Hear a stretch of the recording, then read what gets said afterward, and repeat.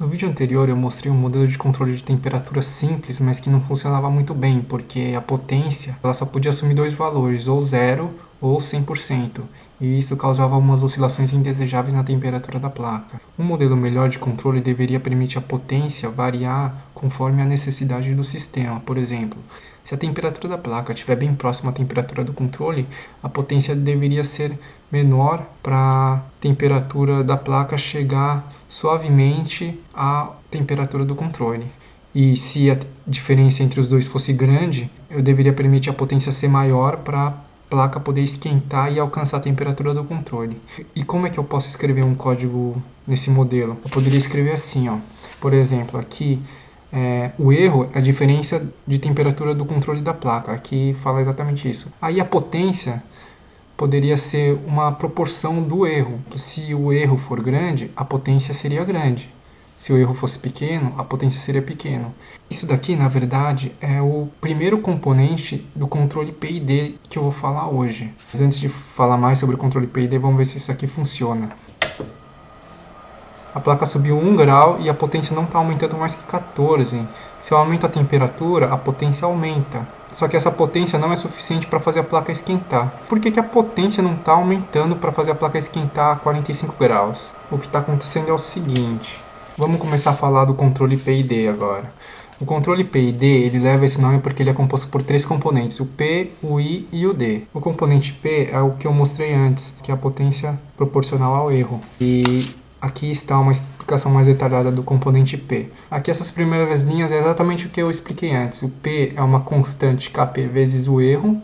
E o que está acontecendo é o seguinte. Por exemplo, se eu definir o controle para 40 graus e inicialmente a temperatura da placa for 30, o erro vai ser 10, porque é a diferença entre esses dois, certo? P vai ser 10 vezes uma constante e isso vai aquecer um pouco a placa. Por exemplo, vamos supor que ela vá para 35.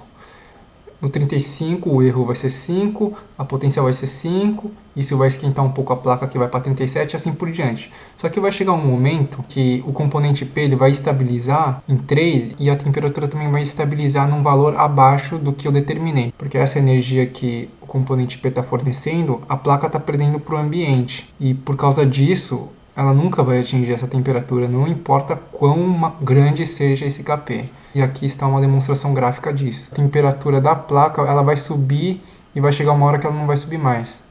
Porque essa diferença é a temperatura que a placa está perdendo para o ambiente. Para resolver esse problema, eu tenho que sumir com esse espaço que aparece entre esses dois gráficos. E é para isso que serve o componente I, que é o segundo componente do controle PID. O que ele faz? Ele pega essa integral, ele acumula o erro e multiplica por uma constante KI, I cresce até um momento em que ela se estabiliza, o valor da integral se estabiliza.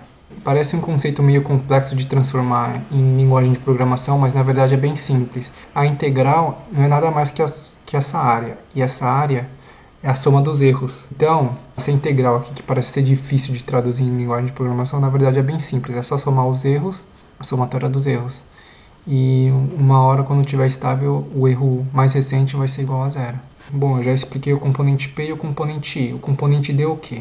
O componente D, que está aqui, ele serve para acelerar o processo e para isso ele usa a derivada do erro.